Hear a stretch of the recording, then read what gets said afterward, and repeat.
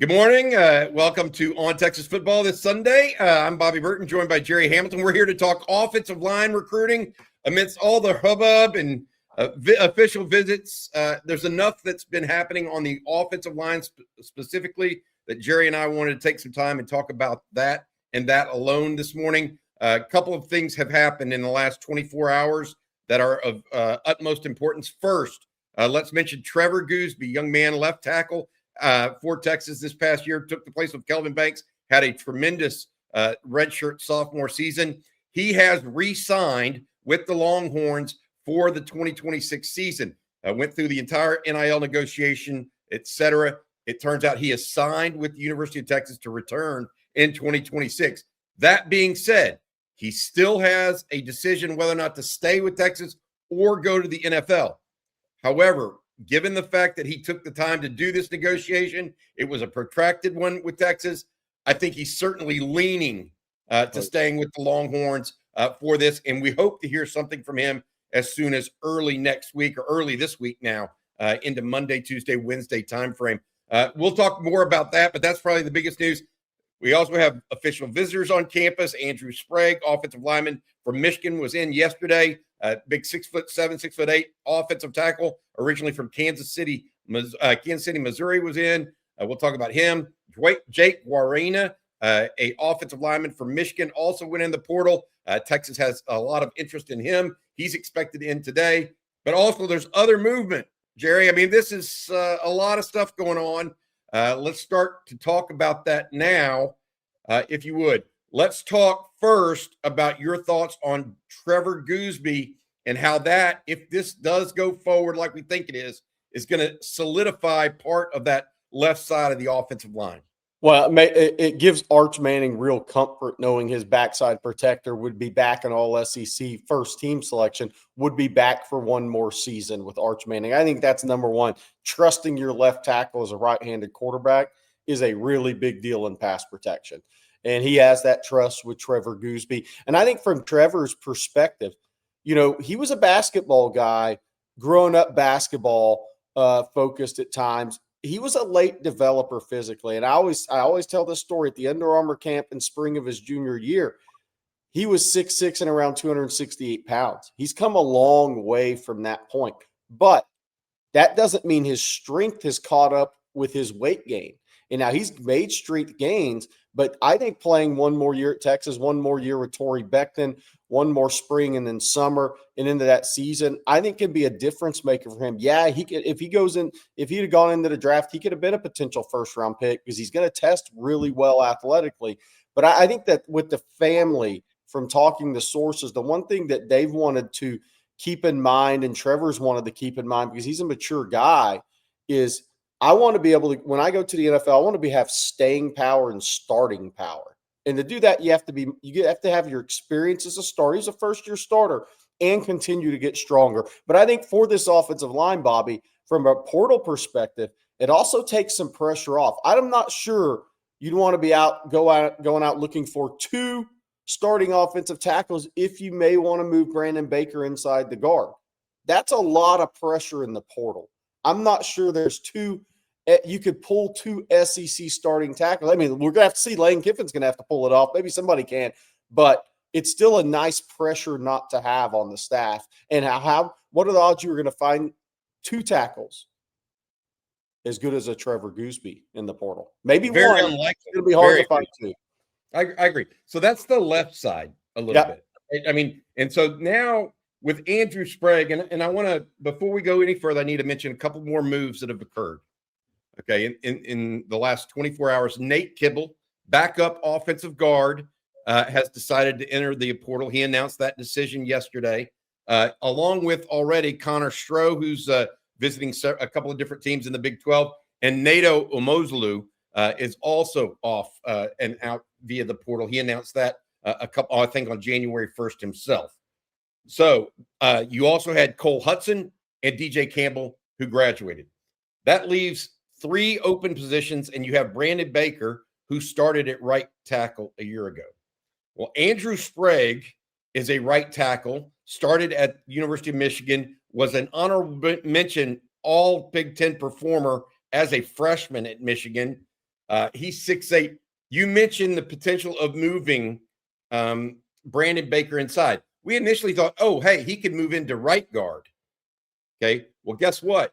He might move to left guard.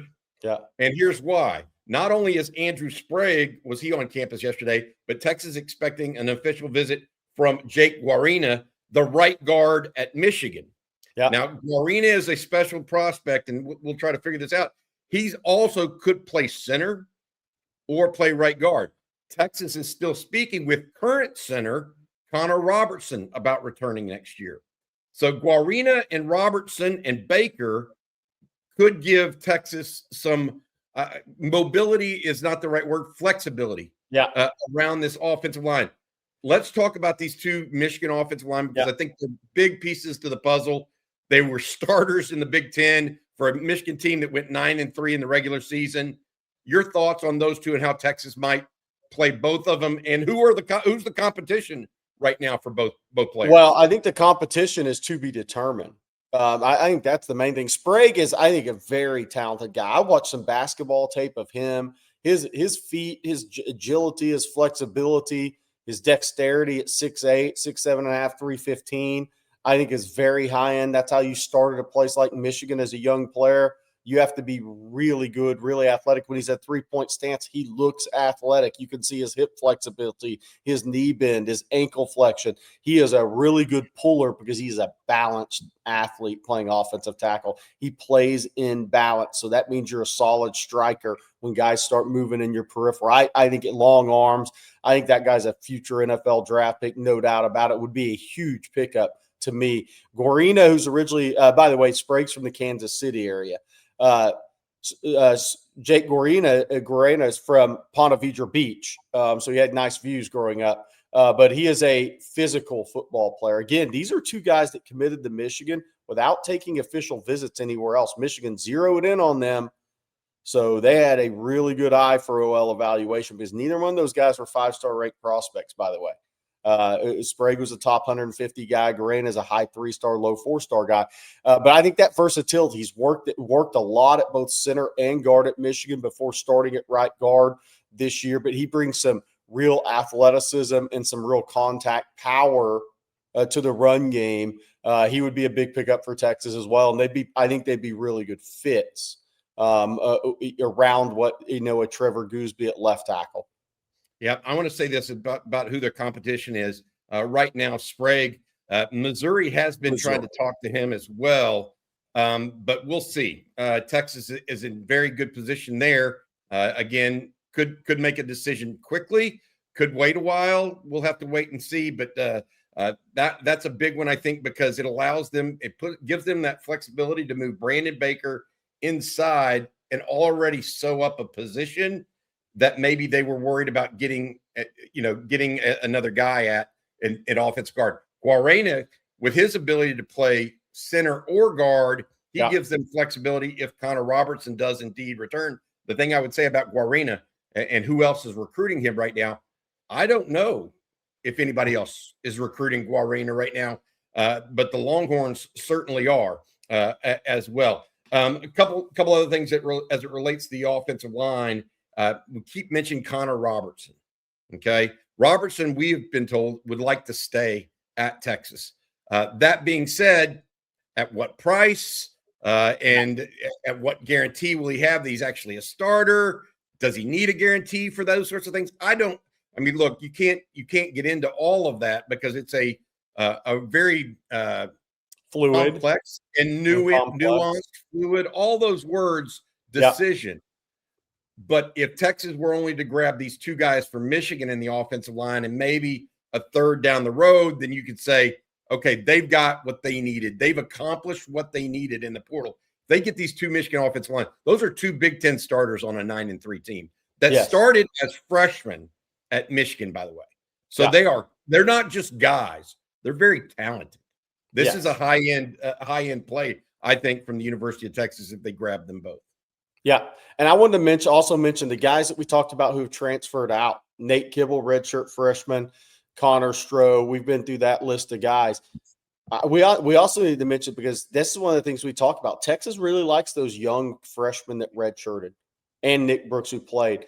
They like those freshman guys. So I think one of the things in the portal on offensive line moving forward, when you think about portal, is how long can you keep your second team guys when now with rev share, somebody can walk to their agent and say, you can come start over here, or you can sit another year and see if you can start at a big blue blood school.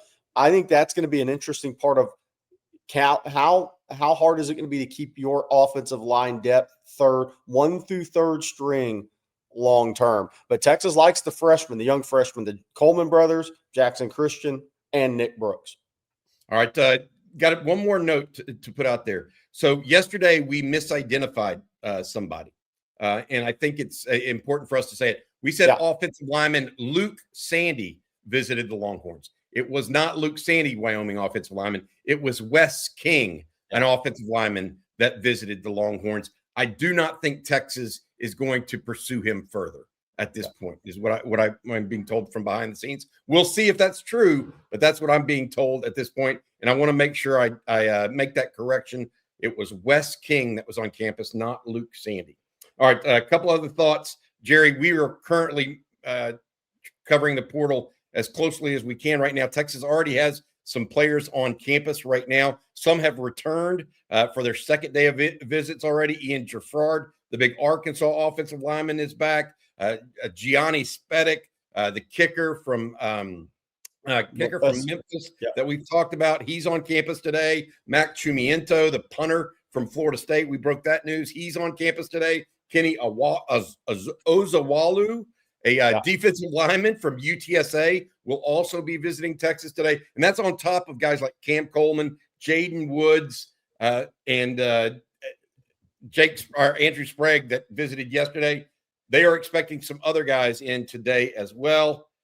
Hopefully we'll be here. One more note. Isaac Brown, the running back out of Louisville, has not at this point officially entered the transfer portal or received his waiver from Louisville to actually talk to other schools. That is still up in the air. Louisville, as we said, trying to do their best to keep a running back that averaged 8.8 yards per carry.